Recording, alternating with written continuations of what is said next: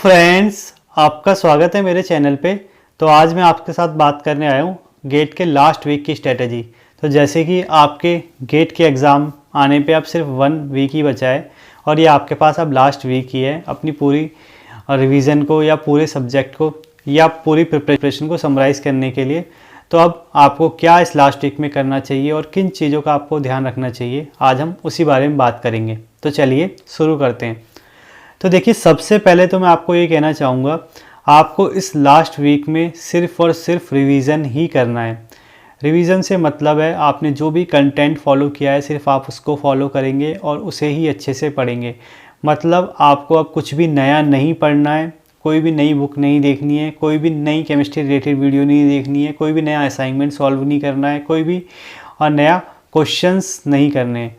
अब सेकंड, जब मैं ये बोलता हूँ कि आपको अपना कंटेंट ही फॉलो करना है, तो यहाँ पे कंटेंट का मतलब भी आपको सिर्फ रिवाइज़ ही करना है, ज़्यादातर फोकस आपको रिवीजन में करना है। मतलब अब ऐसा नहीं है कि आप लास्ट मोमेंट में कोई टेस्ट दे रहे हैं या कोई नया असाइनमेंट सॉल्व कर रहे हैं या नई तरीके के क्वेश्चन कर रहे हैं।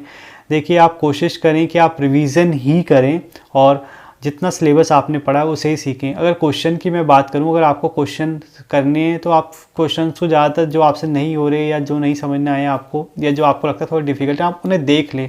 मतलब ज़्यादा प्रैक्टिस करने की कोशिश भी ना करें। ऐसा नहीं करें कि आप ज़्यादातर टाइम क्वेश्चंस में निकाल दें। हाँ, कुछ ऐसे क्वेश्चंस हैं जो आपको लगता है काफ़ी इंपॉर्टेंट है या जो आपसे नहीं हुए हैं, उन्हें आप देख लें और कैसे वो चीज़ें हो रहे हैं उन्हें एक बार कैलकुलेटर से सॉल्व कर ले। पर ज़्यादा टाइम आप उस पर भी वेस्ट ना करें, ये मेरी आपसे खासकर एडवाइस है। मतलब नई क्वेश्चन या नई टेस्ट सीरीज़ या टेस्ट देने की आप कोशिश ना करें कम से कम। थर्ड पॉइंट है, देखिए लास्ट वीक में ये चीज़ ध्यान रखें कि आपको अभी भी जो फॉर्मूले याद नहीं हुए फिजिकल केमिस्ट्री के, खासकर मैं कह रहा हूँ, उन्हें आप ज़रूर याद कर लीजिए। या अगर आपने कोई चीज़ बात के लिए छोड़ी थी फॉर्मूले के लिए या अभी भी आपको फॉर्मूले में दिक्कत होती है तो प्लीज़ आप उसे याद कर लीजिए, क्योंकि देखिए फिजिकल केमिस्ट्री गेट में बहुत इंपॉर्टेंट हो जाती है और बिना फॉर्मूले के आप फिजिकल केमिस्ट्री में गेट में कुछ नहीं कर सकते। क्योंकि आप देखते ही हैं कि जो वहाँ पे क्वेश्चन है वो NAT टाइप्स आते हैं, तो वहाँ पे बड़े बड़े फार्मूले भी लग जाते हैं और अगर आपको फार्मूले नहीं आते तो विदाउट फार्मूले के आप कुछ नहीं कर पाएंगे। क्योंकि वहाँ पे ऑप्शन तो है नहीं, जो आप कोई भी एक ऑप्शन चुन लिया 4 में से या आपने थोड़ा बहुत आइडिया लगा लिया, तो ऑप्शंस नहीं होते हैं NAT में। तो इसी वजह से ये दिक्कत हो जाती है कि आपको फार्मूले आने चाहिए। तो आपको मैं कहूँगा लास्ट वीक में आप फार्मूले पे ज़रूर ध्यान दे दीजिएगा।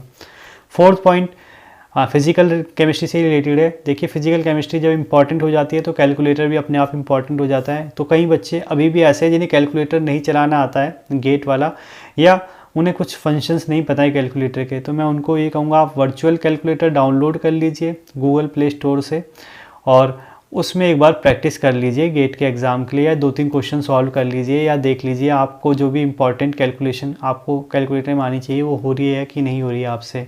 अब उसका लिंक मैं आपको डिस्क्रिप्शन बॉक्स में दे दूंगा कहाँ से आपको वर्चुअल कैलकुलेटर डाउनलोड करना है, पर फिर भी उसका लिंक तो मैं आपको डिस्क्रिप्शन बॉक्स में दे दूंगा कि कहाँ से आपको वर्चुअल कैलकुलेटर डाउनलोड करना है। हाँ, इस चीज़ का आप ध्यान रखें कि ये चीज़ आपको ज़रूर देखनी है कि आपसे सारे कैलकुलेशन हो पा रही है कि नहीं हो पा रही वर्चुअल कैलकुलेटर। ये ज़रूर देख के चले जाना लास्ट मोमेंट में, नहीं तो आप पछताते हैं। नेक्स्ट पॉइंट है, यहाँ पे मैं आपको एक एडवाइस देना चाहूँगा कि गेट में आप प्लीज़ मार्क्स पे फोकस करिएगा, रैंक पे फोकस मत करिएगा। फिर मैं आपको ये समझाना चाह रहा हूँ बार बार कि आप ये ज़रूर जान लीजिए कि आपको रैंक ज़रूर अच्छी लानी है, पर उसके लिए आपको मार्क्स अच्छे लाने हैं। तो यही चीज़ आपको दिमाग में रखनी है गेट का एग्ज़ाम देते समय भी। तो मार्क्स आपके कैसे अच्छे आएंगे, आपको नेगेटिव मार्किंग को बचाना है ज़्यादा से ज़्यादा। साथ में जो चीज़ में थोड़ी सी भी कन्फ्यूज़न है उसको आपको छोड़ देना है। तो इस चीज़ का आप ध्यान रखिएगा गेट के एग्ज़ाम में। तो इसीलिए आप कोशिश करें कि अभी से अपना माइंड को इस तरीके से तैयार रखें कि हाँ, आपको मार्क्स लाने और नेगेटिव मार्किंग। देखिए, कुछ बच्चे ये भी पूछते हैं कि लास्ट मोमेंट में आपको इनऑर्गेनिक में ज़्यादा ध्यान देना चाहिए, फिजिकल में या ऑर्गेनिक में। तो देखिए, ये डिपेंड करता है कि आपको कौन सा सब्जेक्ट नहीं आता है या कौन सा हार्ड लगता है। तो उसमें मैं कहूँगा आप थोड़ा सा रिवाइज ज़्यादा कर लीजिएगा या उनको देख लीजिएगा। पर हाँ, ऐसा मत कीजिएगा कि आप उस पर इतना ही टाइम निकाल दें कि आपके लिए बात के लिए मतलब दूसरे जो सब्जेक्ट आपके अच्छे हैं उनके लिए बिल्कुल भी टाइम ना मिले। क्योंकि देखिए, गेट में तीनों ही सब्जेक्ट इंपॉर्टेंट हो जाते हैं और लिमिटेड क्वेश्चन है, तो सब तीनों से ही बराबर क्वेश्चन आपको देखने को भी मिलते हैं। और 85 मार्क्स की आपकी केमिस्ट्री आती है तो तीनों से ही रिलेटेड आती है, इनऑर्गेनिक, ऑर्गेनिक, फिजिकल, तो तीनों इंपॉर्टेंट हो जाते हैं। तो तीनों को इतना ज़रूर टाइम दे दीजिएगा सफिशिएंट कि आपका रिवीजन अच्छे से हो जाए। इस चीज़ को आप ध्यान में रखें। मतलब ये कोई नेट का पेपर नहीं है कि आपके नंबर ऑफ़ क्वेश्चन इतने ज़्यादा आएंगे कि आप किसी एक में ही फोकस करेंगे या 2 में ही फोकस करेंगे तो आप ज़्यादा से ज़्यादा मार्क्स उसमें लाने की कोशिश कर सकते हैं। इसलिए आपको मैं कहूँगा तीनों का रिवीजन अच्छे से करना, और फोकस अगर आपको करना है तो अपने वीक पॉइंट को आप देख लेना, किस में आप में वीक हैं उसी को आप देख लेना। और बाकी फोकस ज़्यादा की बात है तो उसमें कर लेना जो भी आपका वीक पॉइंट है, चाहे वो आपका फिजिकल केमिस्ट्री हो, चाहे वो इनऑर्गेनिक हो, चाहे ऑर्गेनिक। लास्ट पॉइंट अगर मैं आपसे कहना चाहूँ तो देखिए ये चीज़ भी आप दिमाग में रख लें, गेट क्वालिफाई करना ईजी है, ईजी है, ईजी है। मतलब क्या हो रहा है कि कई बच्चे अभी भी डर रहे हैं कि गेट क्वालिफाई हो पाएगा कि नहीं हो पाएगा, या उनका कंटेंट जो भी उन्होंने पढ़ा है वो सफिशिएंट है कि नहीं। तो देखिए मैं कहूँगा आपसे, अगर आप इस कन्फ्यूज़न में रहेंगे तो लास्ट मोमेंट में आप गेट में गड़बड़ कर जाएंगे, क्योंकि देखिए गेट का एग्ज़ाम आईआईटी इस तरीके से भी सेट करती है कि वो आपके माइंड के साथ खेलती है। कभी कभी एग्ज़ाम ट्रिकी होता है, कभी कभी एग्ज़ाम इस तरीके का प्रेशर आपको देगा कि आपको पता ही नहीं चलेगा कि मतलब वो आपके माइंड के साथ खेल गया है, मतलब आपको आता हुआ एग्ज़ाम भी आपका रह गया है। और ये फिर आपको रिज़ल्ट के बाद पता चलता है, जब आप 1 मार्क्स 2 मार्क्स आधे मार्क्स 0.20 मार्क्स से रह जाते हैं, तब आप सोचते हैं कि काश आपका सिर्फ क्वालिफाई भी हो जाता, या काश मैं वो गलती उस दिन नहीं करता। तो क्यों होता है? क्योंकि उस समय आपका माइंड काम नहीं करता है एग्ज़ाम में। तो इसलिए मैं कहूँगा अपने माइंड को आप स्ट्रॉन्ग बना के चलिए, और लास्ट वीक में भी आप ये ध्यान में रखें कि आपको ये चीज़ हमेशा ध्यान में रखनी है कि आपका गेट का एग्ज़ाम इजी होता है, और इजी होता है क्वालिफाई करने। मतलब आपको इतनी तो टेंशन नहीं लेनी कि आपका गेट का एग्ज़ाम नहीं हो पाएगा। गेट का एग्ज़ाम आपका आराम से होएगा, बस आपको यही चीज़ ध्यान में रखनी है कि आपकी नेगेटिव मार्किंग ना हो, और जितना आपने किया है वो पूरा आप अप्लाई वहाँ पर कर पाएँ।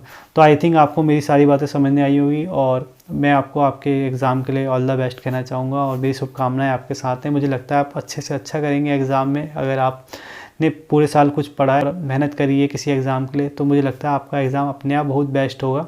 बस आपको कोशिश यही करनी है कि आपको काम रहना है, पेशेंस दिखाना है, और जो भी आपने किया है उसको अच्छे से अप्लाई करना है। तो आगे ऐसी इन्फॉर्मेटिव वीडियो देखने के लिए इस चैनल को सब्सक्राइब करें, वीडियो को लाइक करें और शेयर करें। Thank you.